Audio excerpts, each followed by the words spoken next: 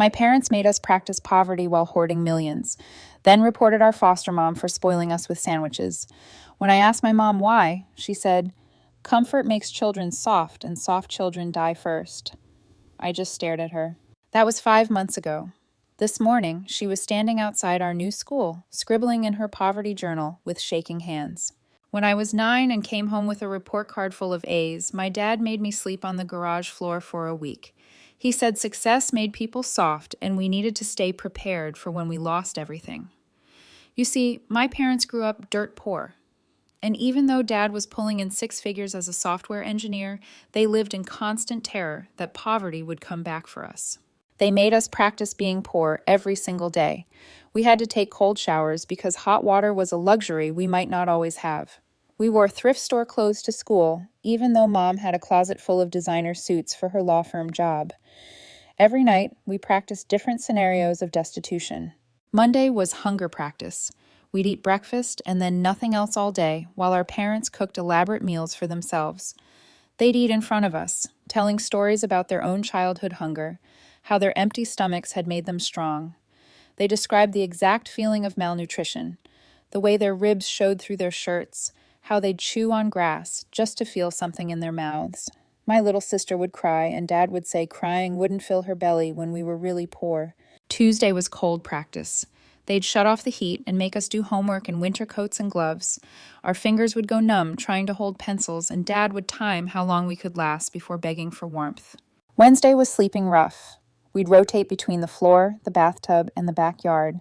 Dad had been homeless for 6 months as a teenager, and he'd describe every night in detail while we shivered on the concrete. Thursday was utilities practice. No electricity after sundown. We did everything by candlelight, including homework. Friday was shame practice.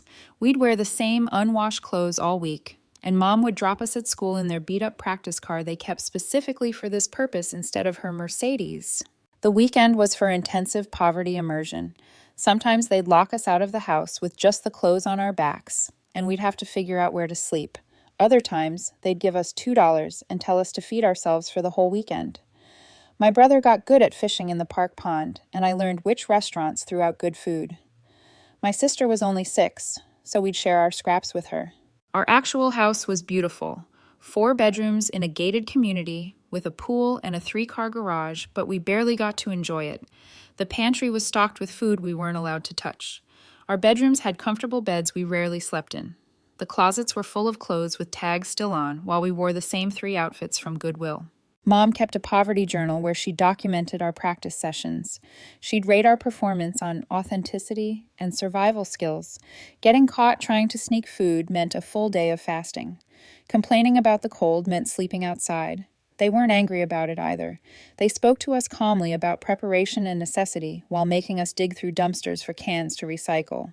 The worst part was invitation practice. When friends invited us places, we had to pretend we couldn't afford it. Birthday parties, movies, school trips, everything. We'd have to look ashamed and make excuses while Mom transferred more money into their investment accounts. They made us memorize the exact balance of their bank accounts so we'd know precisely what we were pretending not to have. When I was 15, I got a job at McDonald's and started hiding money. Not for anything fancy, just so I could buy lunch sometimes or get warm socks. Dad found my stash and made the whole family live in the garage for a month.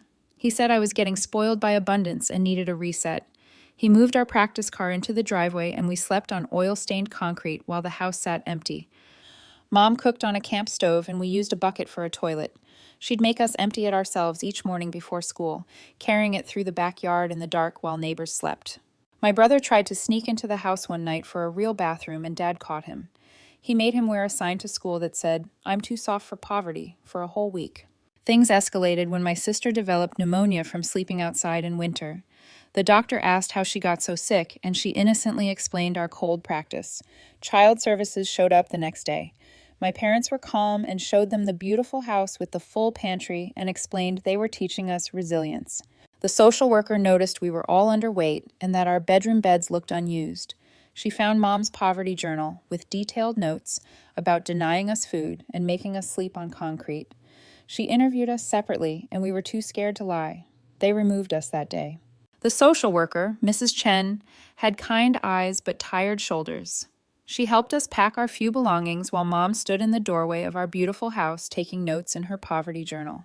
Dad remained seated at the kitchen table, calmly eating his lunch, as if his children weren't being removed from his home. My brother grabbed his school backpack and the fishing pole he'd made from a stick and dental floss. My sister clutched the threadbare teddy bear she'd gotten from Goodwill 3 years ago, the only toy our parents let her keep. I shoved my McDonald's uniform into a garbage bag along with our 3 changes of clothes each. Mrs. Chen drove us to an emergency placement house 40 minutes away. The foster mother, Cassandra, met us at the door, wearing an apron covered in flour. The house smelled like fresh bread and cinnamon. My sister's eyes went wide at the scent. Cassandra knelt down to her level and asked if she was hungry. When my sister nodded, Cassandra led us straight to the kitchen without even showing us our rooms first. There were sandwiches on the counter, cut into triangles with the crust still on. Glasses of cold milk sat beside them. Apple slices fanned across a plate next to a bowl of peanut butter. My brother and I exchanged glances, waiting for the catch. Cassandra noticed our hesitation and sat down at the table, taking a small bite of apple to show us it was safe. We ate slowly at first, then faster as our bodies remembered what regular meals felt like. Cassandra didn't comment on how we hunched over our plates or how my brother pocketed extra apple slices. She just refilled the plate when she thought we weren't looking. The bedroom had 2 sets of bunk beds with actual mattresses and clean sheets that smelled like lavender. There were extra blankets in the closet, and the radiator hummed with warmth. My sister tested the bed with her hand, pressing down on the mattress like she couldn't believe it was real. That first night, we all slept in our clothes on top of the covers, ready to run if needed. Cassandra woke us gently the next morning for breakfast. There were scrambled eggs and toast and orange juice. She'd laid out fresh clothes for each of us, guessing our sizes pretty well. They weren't from Goodwill. The tags were still on them, and not in the way our parents kept tags on clothes we couldn't wear. These were for us. School felt different when you weren't exhausted from sleeping on concrete. My teachers noticed I was paying better attention, though they didn't know why. My brother's grades started improving immediately. My sister's teacher called Cassandra to say she seemed like a different child, laughing and playing at recess instead of sitting alone, conserving energy. We'd been there 5 days when the first phone call came. Cassandra's face changed as she listened, glancing at us eating dinner. She stepped into the hallway, but we could still hear fragments, something about concerns and misunderstandings and family values. When she came back, she was trying to smile, but her eyes looked worried. The next day, Mrs. Chen showed up during dinner.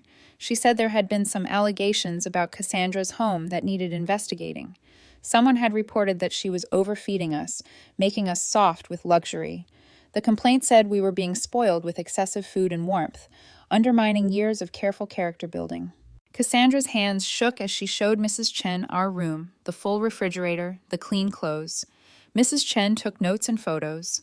She interviewed each of us separately, asking if we felt safe, if we were eating regularly, if Cassandra ever denied us food or heat. We told the truth, that Cassandra was kind, that she fed us 3 meals a day, plus snacks, that the house was warm and we each had our own bed. Mrs. Chen's frown deepened with each answer. Before she left, she pulled Cassandra aside. We heard her mention reunification goals and parental concerns and finding middle ground. Cassandra's shoulders sagged. That night, Cassandra sat us down in the living room. She explained that our parents were working with a lawyer to establish their parenting methods as a legitimate philosophy. They'd found other families online who practiced resilience training and were building a case that removing us violated their parental rights. They wanted us placed with a family who would continue our poverty preparation. My brother asked if we had to go back. Cassandra couldn't promise we wouldn't. 2 days later, our parents showed up at the school, not to take us, just to observe. They stood outside the fence during recess, taking notes as we played. Mom documented how we were wasting energy on frivolous activities instead of conserving strength. Dad timed how long we stayed outside in the mild weather, shaking his head at our weakness. The principal called Cassandra, who called Mrs. Chen, who said as long as they stayed off school property, there was nothing anyone could do. They had parental rights. They were following the rules. I wonder what's really going through these parents' minds when they watch their kids eat regular meals, like it's some kind of crime. The way they take notes on everything, turning their kids' basic needs into data points, makes me curious about their own damage. That afternoon, Cassandra taught us to use the washer and dryer. She showed us how to work the thermostat, how to lock the doors, where she kept the emergency numbers. She wasn't supposed to leave us alone, but she said sometimes she might need to run quick errands. She showed my brother where she kept extra food in the basement pantry. She taught my sister how to use the microwave safely. We understood what she was really teaching us. The next meeting with Mrs. Chen included our parents' lawyer, a thin man who spoke about cultural differences and preparation for economic uncertainty. He had testimonials from other families who practiced similar methods. He used words like resilience and anti-fragility and experiential education. Our parents sat there in their expensive clothes, Dad checking his phone for stock prices while arguing we needed to be prepared for poverty. Mom showed photos of our empty bedrooms as evidence of their minimalist teaching approach. They reframed everything.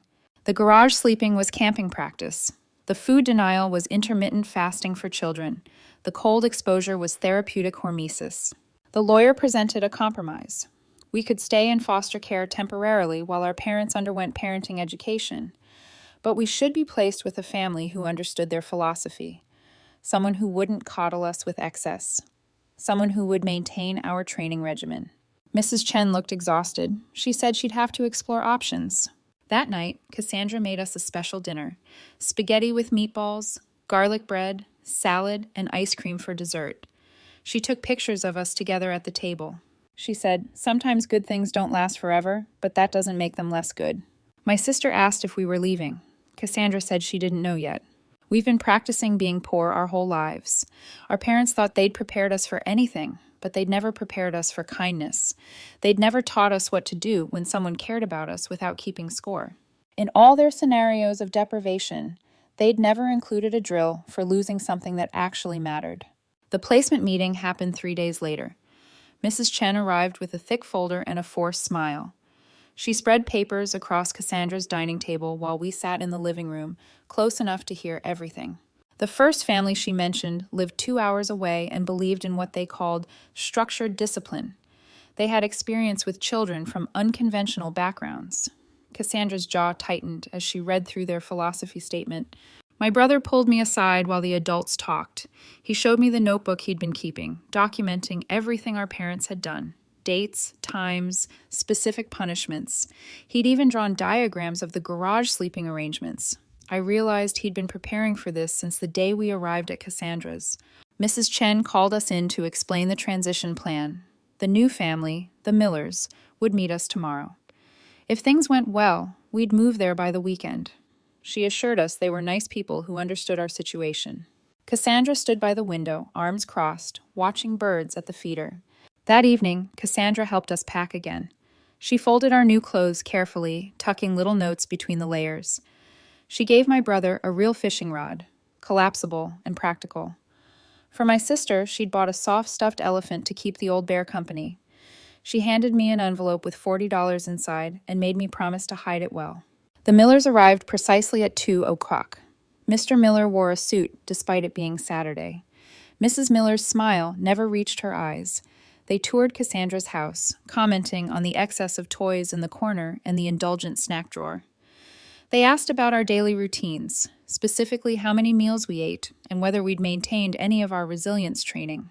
My sister hid behind Cassandra during the meeting. When Mrs. Miller tried to coax her out with promises of teaching her valuable life skills, my sister pressed harder into Cassandra's leg. Mr. Miller took notes about our attachment issues and dependency behaviors. They outlined their household expectations: cold showers twice a week to maintain character, 1 day of fasting monthly for spiritual discipline, chores that would teach us the value of hard work. They assured Mrs. Chen these practices were nothing like our parents' extremes, just healthy boundaries and life preparation. Mrs. Chen nodded along, checking boxes on her forms. She'd found a placement that met the court's requirements for culturally sensitive foster care. The Millers had sterling references and no complaints in their file. On paper, everything looked perfect. Cassandra made our favorite dinner that night. She let us stay up late watching movies. My sister curled between us on the couch. None of us mentioned tomorrow. When it was finally time for bed, Cassandra hugged each of us longer than usual. She whispered something to my brother about being smart and careful. The next morning arrived too quickly. The Millers' van pulled up at 8 sharp. They brought a cooler of appropriate snacks: carrots and celery sticks, nothing too indulgent. Cassandra helped us load our bags while Mrs. Miller explained the car rules. No talking during the first hour to promote reflection, no snacking without permission, bathroom breaks only at scheduled stops. My sister started crying as we pulled away. Mrs. Miller turned around and calmly explained that tears were a form of manipulation and wouldn't be tolerated in their household. She handed my sister a tissue and a worksheet about emotional regulation. The crying stopped, replaced by the silence our parents had trained into us. Their house sat on 5 acres outside town. It was smaller than our parents' place, but had the same feel of resources being withheld. The pantry had a lock. The thermostat was in a locked box. Our bedrooms were in the basement, sparse but clean. At least we each had our own room this time. Mr. Miller gave us a tour of the property, pointing out the garden where we'd work to earn our meals, the chicken coop that would teach us responsibility, the woodpile that needed splitting for character development. He showed us the schedule posted in the kitchen: wake up at 5:30, cold shower days marked in blue, fasting days in red, study time, work time, reflection time, all mapped out in neat boxes. Mrs. Miller prepared lunch while we unpacked.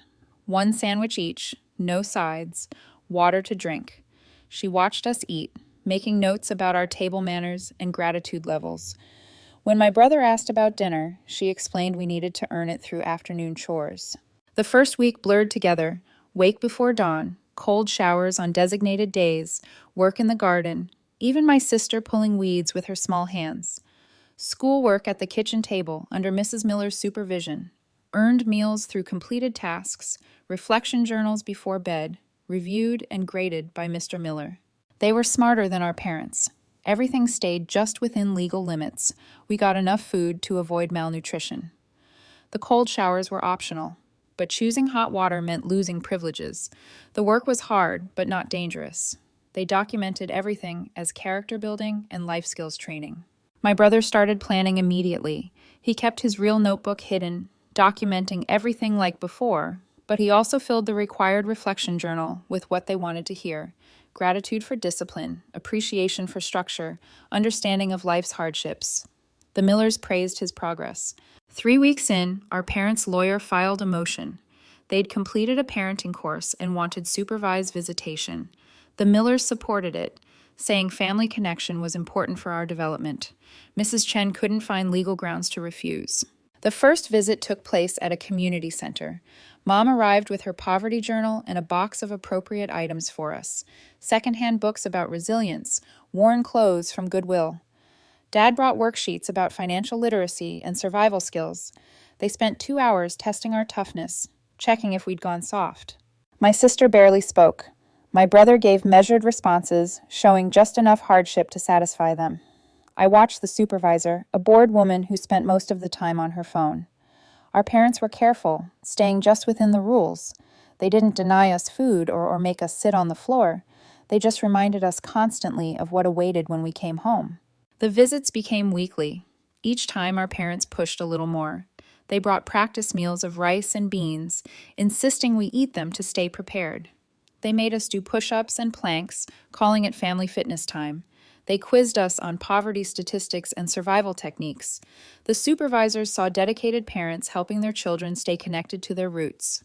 Meanwhile, the Millers increased their own version of preparation: longer work days to build endurance, smaller meal portions to teach appreciation, more cold showers to strengthen resolve.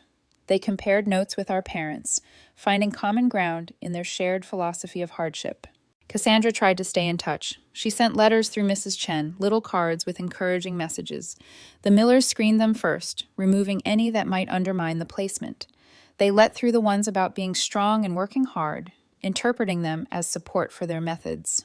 My brother's documentation grew thicker. He taught me how to take photos with an old digital camera he'd found at a garage sale, bought with quarters saved from lunch money. We captured the locked pantry, the work schedules, the sparse meals. Cassandra's teaching us basic life skills, while our parents hire lawyers to explain why making kids sleep in garages builds character. That's like putting a Band-Aid on someone while the person who hurt them explains why pain is educational. But we needed more. We needed proof that would matter to someone who could help. The breakthrough came during a parent visit. Mom brought her updated poverty journal, showing the supervisor how she'd been documenting our progress. She flipped through pages of notes about our resilience levels and survival skills. The supervisor nodded approvingly at such dedicated record keeping. But Mom made a mistake. She left the journal on the table when she went to the bathroom. My brother created a distraction, asking Dad about compound interest calculations. I grabbed the journal and flipped through quickly, taking photos of key pages, detailed plans for our return, escalation schedules, methods that pushed far beyond what they'd shown the court. We had evidence, but no way to use it. The Millers monitored our computer time. Phone calls were supervised. Mail was checked. We needed someone on the outside who would listen and act. The opportunity came through school. My English teacher, Miss Rodriguez, noticed my essays growing darker. She kept me after class one day, gently asking if everything was okay at home. I wanted to tell her everything, but I'd learned not to trust easily. Instead, I mentioned missing our first foster placement with Cassandra. Miss Rodriguez knew Cassandra from community volunteer work. She offered to pass along a message, just to let Cassandra know we were thinking of her. I wrote carefully, knowing the Millers might see it, but I folded the paper in a specific way Cassandra had taught us, a silly origami game that meant, help us. Cassandra understood. She started visiting the school during lunch, volunteering in the library. She couldn't approach us directly, but she was there, watching, waiting. She brought Miss Rodriguez coffee and they talked quietly in corners. My brother found ways to pass information, a USB drive hidden in a library book, photos printed at school, and slipped into return homework. Slowly, Cassandra built a file that told a different story than the official reports. The Millers noticed nothing. We'd learned from our parents how to hide in plain sight, how to perform expected hardship while planning quietly, how to survive by seeming to surrender. Every cold shower, every missed meal, every hour of labor was building our case. Our parents grew bolder during visits. They started bringing other families who practiced resilience training. They formed a support group right there in the community center, sharing techniques and celebrating each other's dedication. The supervisor saw a beautiful community of alternative parenting styles. One family brought their children, pale and thin, but polite. They compared hunger stories with us, discussing who had gone longest without food. Our parents beamed with pride when my brother won with a 3-day stretch. They didn't mention it was because the Millers had withheld meals as punishment for questioning the schedule. Mrs. Chen visited monthly, checking our progress. The Millers showed her our reflection journals, our completed chores, our academic improvements. We played our parts perfectly, expressing gratitude for the structure and discipline. She left satisfied that the placement was working. But Cassandra kept building. She connected with other families who'd escaped similar situations. She found researchers studying extreme parenting ideologies. She gathered testimonials from teachers who'd noticed the changes in us. Piece by piece, she assembled what official channels had missed. The turning point came during a family session. A court-appointed therapist wanted to assess our progress toward reunification. Our parents arrived prepared, bringing documentation of their completed courses and changed perspectives. They spoke eloquently about learning balance and moderation. The therapist asked us about our feelings. My sister, now 7, had learned to say what adults wanted to hear. She talked about missing our parents but appreciating the lessons they taught. My brother discussed understanding their perspective better now. I expressed hope for a more balanced future together. But the therapist was sharper than previous supervisors. She noticed our rehearsed quality, the way we glanced at our parents before answering. She asked follow-up questions that went off script. When she asked my sister about her favorite family memory, my sister couldn't think of one that didn't involve hunger or cold. The session ended with mixed results. The therapist recommended continued placement with increased therapeutic support. Our parents left frustrated but determined. The Millers saw it as validation of their methods, proof we needed more structure before going home. That night, my brother showed me his completed documentation, months of evidence carefully organized and cross-referenced. Photos, schedules, meal logs, punishment records, everything we'd need if someone would just look. But we were running out of time. The court review was coming, and our parents had momentum. Cassandra made her move through Miss Rodriguez. She couldn't contact us directly without violating placement rules, but she could support our education. She offered to fund supplemental tutoring, academic enrichment that even the Millers couldn't refuse. The tutoring would happen at the public library, a neutral location with computers and resources. The first session was just math worksheets and reading comprehension. The tutor, a college student named Marcus, was patient and kind. He noticed my brother's advanced skills and suggested computer programming lessons. The Millers approved, seeing it as practical life training. But Marcus was one of Cassandra's former foster kids. He'd aged out of the system and was studying social work. He knew the signs, the careful movements, the rehearsed responses. He also knew how to help without triggering suspicion. During programming lessons, my brother learned about cloud storage and encrypted files. During my writing workshops, I practiced telling our story in clear, compelling ways. Even my sister's basic reading time included books about children's rights and finding safe adults to trust. The Millers saw academic improvement and approved more sessions.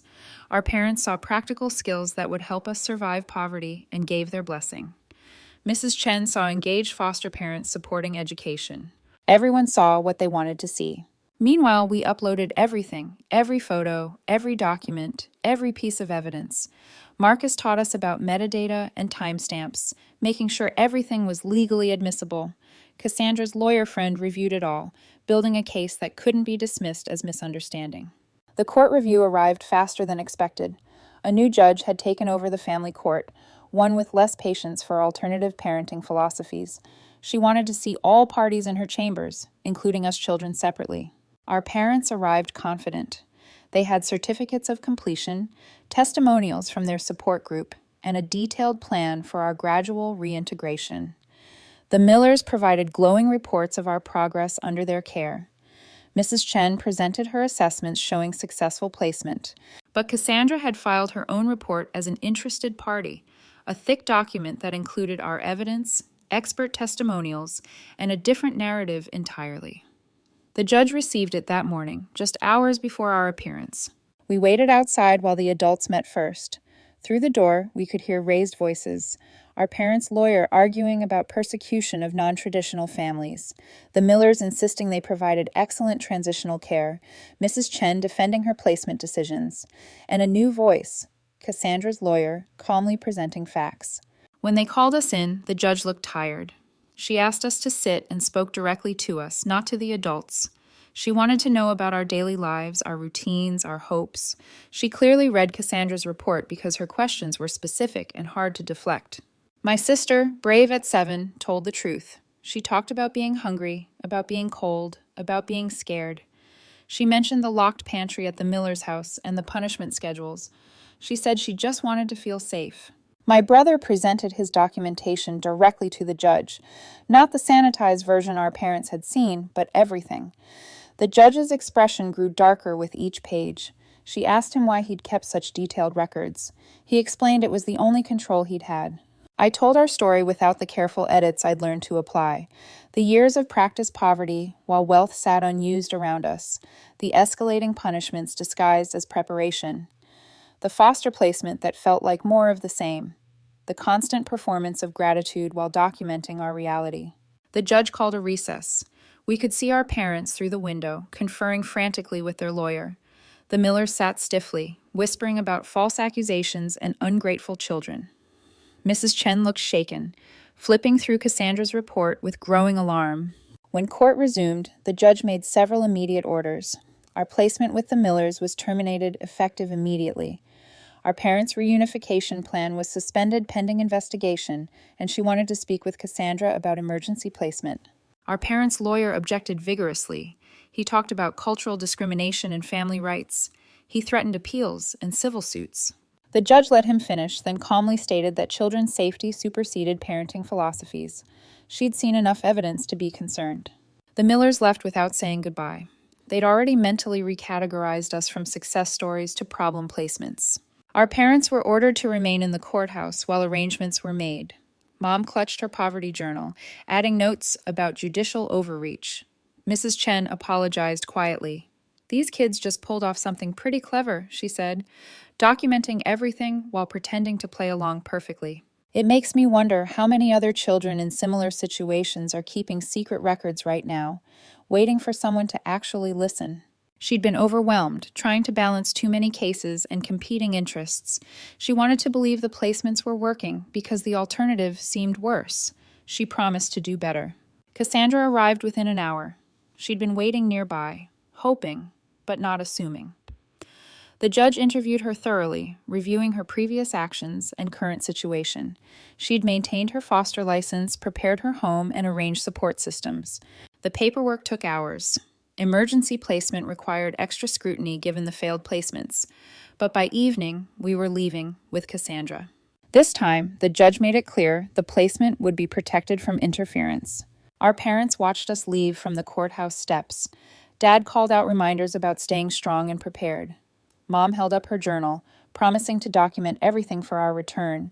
Their lawyer was already planning the appeal. But we were driving away with Cassandra, back to the house that smelled like bread and safety. My sister fell asleep, clutching both her bears. My brother stared out the window, finally allowing his shoulders to relax. I sat in the front seat, watching Cassandra navigate traffic with steady hands. We still had battles ahead, court dates and therapy sessions, the long work of healing. Our parents wouldn't give up easily, and the system that had failed us once might fail again. But for now, we were going home, not to practice poverty or perform resilience, but to simply be children who were fed and warm and loved. Cassandra made cocoa when we arrived. Real cocoa, with marshmallows.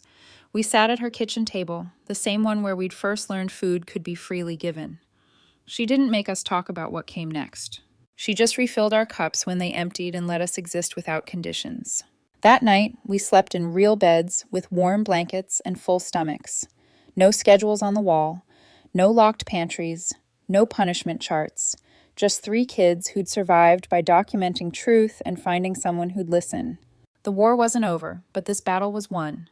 The morning after I returned to Cassandra's house, I woke to find my brother already at the kitchen table, his notebook open beside a bowl of cereal. He'd been awake for hours, drawing diagrams of something I couldn't quite make out. Cassandra moved around the kitchen quietly, giving him space while keeping an eye on both of us. My sister emerged from her room, dragging both stuffed animals, her hair a wild tangle. Cassandra helped her into a chair and set down toast with jam, real strawberry jam with seeds and everything. My sister stared at it like it might disappear, then took a tiny bite and smiled. Mrs. Chen called during breakfast.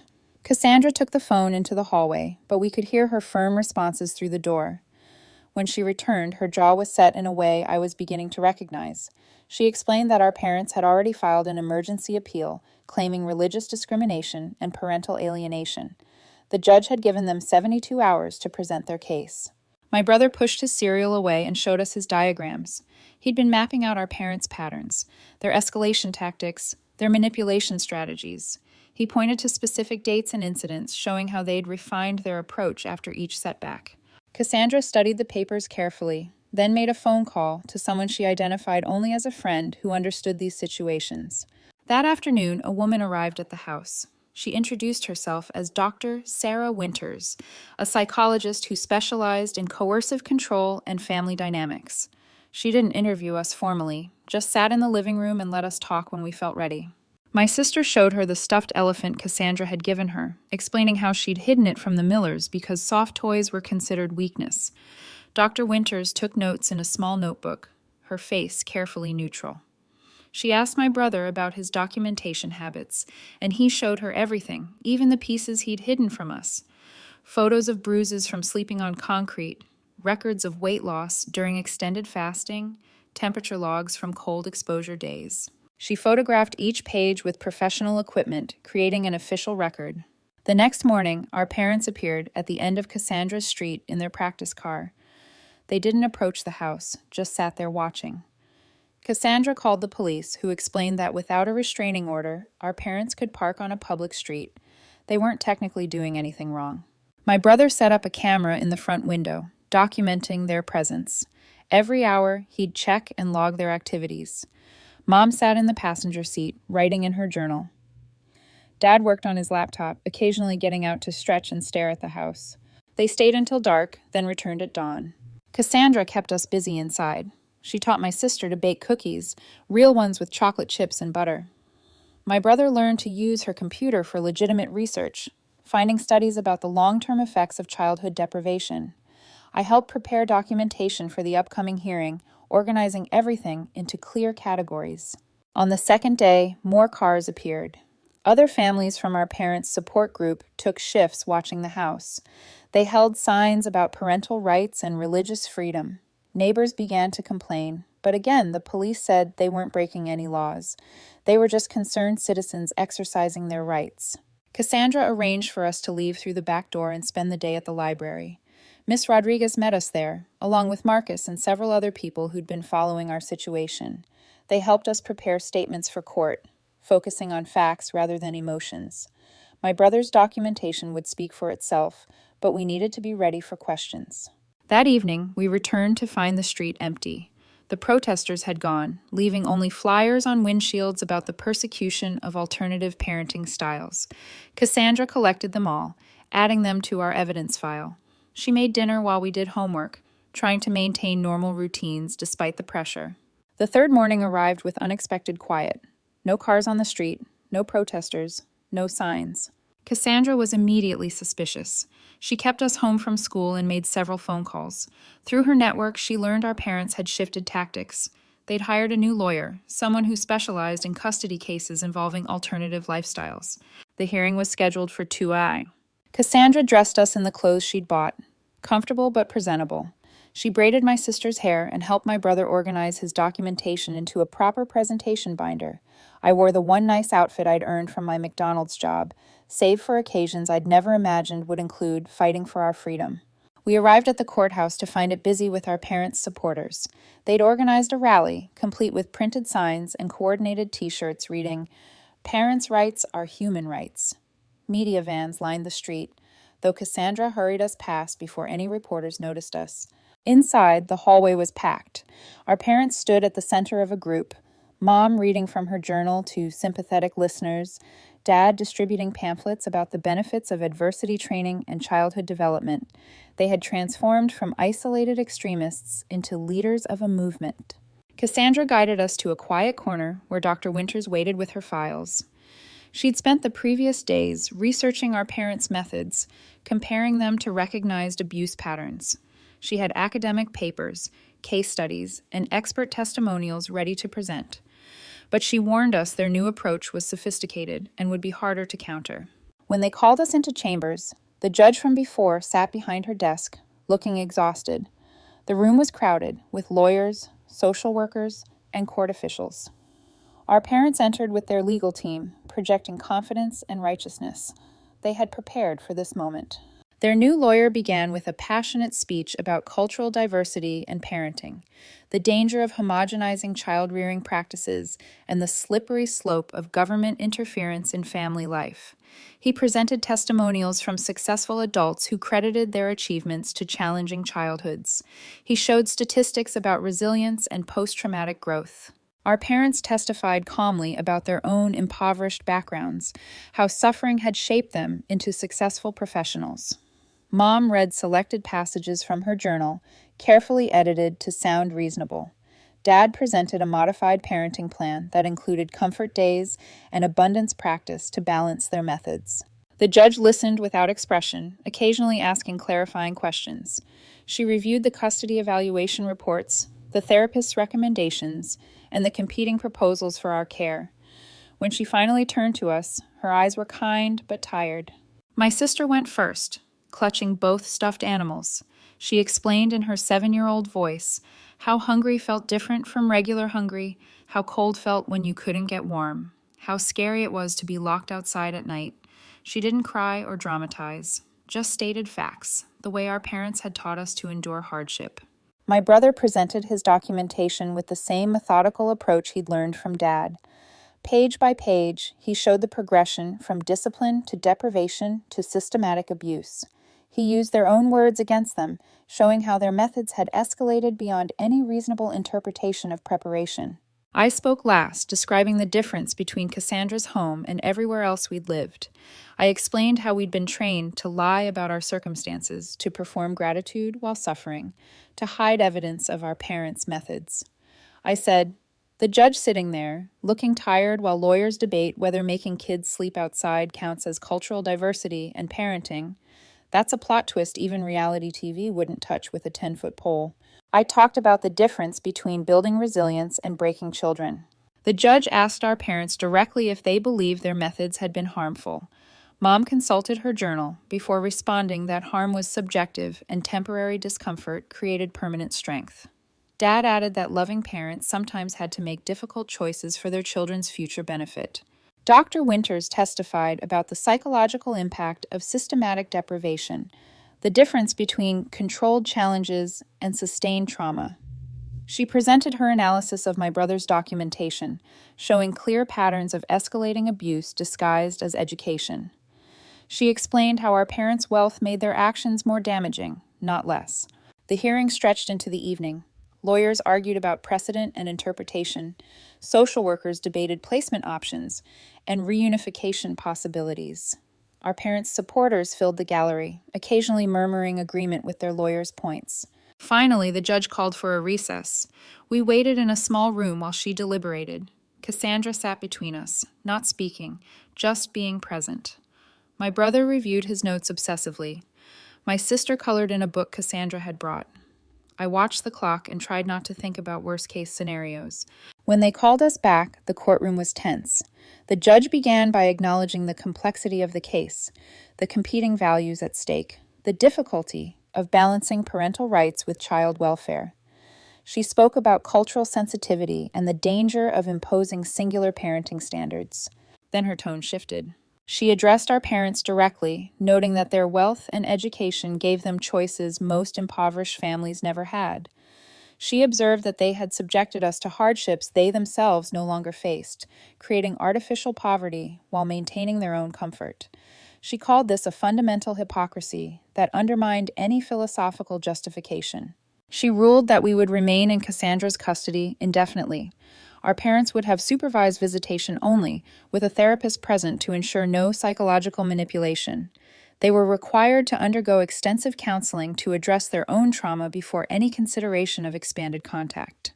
Our parents' lawyer immediately objected, citing religious freedom and parental autonomy.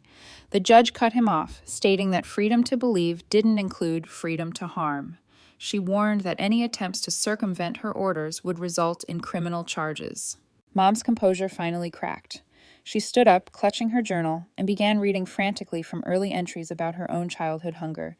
Dad tried to calm her, but she pushed past him, approaching the bench while describing nights spent cold and afraid. Court officers moved to intervene, but she collapsed before they reached her, sobbing about wanting us to be strong enough to survive. The judge maintained order while paramedics checked on Mom. Dad knelt beside her, his usual calm shattered. For the first time, I saw them as Dr. Winters had described, not evil, but damaged, perpetuating cycles they couldn't break. Their supporters watched in shock as their leaders fell apart. We left through a side exit to avoid the crowd. Cassandra drove us home in silence, my sister asleep between us, my brother staring out the window. The street was empty when we arrived. No protesters or watchers, just ordinary suburban quiet.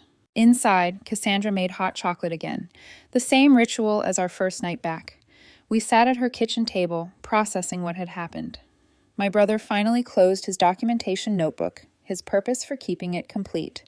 My sister asked if our parents were sick, and Cassandra explained that sometimes hurt people hurt others, even when they love them. That night, I heard Cassandra on the phone with Dr. Winters, discussing therapy schedules and support groups. Not for us to learn poverty, but to unlearn the survival mechanisms we developed, to discover who we were beyond endurance and documentation and performance. The next morning came with blessed normalcy, breakfast without earning it, showers with hot water, clean clothes that fit properly, school where we could focus on learning instead of hiding hunger. Cassandra packed lunches with extra snacks, just in case we needed them. Our parents' movement fractured after the hearing. Some supporters claimed we'd been brainwashed by the system. Others questioned methods they'd previously defended. The online forums split into factions, debating where preparation ended and abuse began. Mom and Dad retreated from public view, their lawyer issuing a statement about respecting the court's decision while pursuing appropriate appeals. Weeks passed with cautious peace. Therapy sessions where we learned to name what had happened to us. Family dinners where no one had to earn their plate. Bedtimes in actual beds with warm blankets and no fear of midnight drills. My brother started a new notebook, this one filled with normal teenage thoughts instead of evidence. My sister played with both stuffed animals, no longer hiding them. Cassandra never promised forever, but she promised consistency for now. She helped us navigate supervised visits with our parents, awkward hours in a therapist's office where mom and dad struggled to connect without tests or deprivation. They brought gifts we were allowed to keep, books we could read for pleasure, clothes that fit properly. Slowly, we learned the difference between strength and survival, between preparation and paranoia, between love and control. Our parents attended their own therapy, confronting childhoods they'd never processed, trauma they transformed into teaching. The therapist said healing would take time for all of us. I got promoted at McDonald's, saving money for college instead of secret socks. My brother joined the computer club, using his documentation skills for normal projects. My sister started second grade reading above level, no longer conserving energy for imagined hardship. Some nights I still dream about garage floors and empty stomachs. My brother still documents things obsessively, though now it's baseball statistics and coding projects. My sister sometimes hides food in her room, little stashes. Cassandra pretends not to notice while gently reinforcing abundance. We're not fixed. Maybe we never will be completely, but we're fed and warm and safe. We're learning that love doesn't require suffering. That strength can grow from joy as well as hardship. That survival is just the beginning, not the end goal. Our parents continue therapy, sending letters to the therapist for review before we see them. They're learning too, slowly understanding how their fear of poverty became something worse than poverty itself, how preparation became prison, how love became harm. Cassandra says, healing isn't linear. Some days we trust easily. Others, we can't believe the food will still be there tomorrow. But each warm shower, each full meal, each night in a real bed adds up. We're building new foundations, one ordinary day at a time. The poverty practice is over. We're finally learning to live.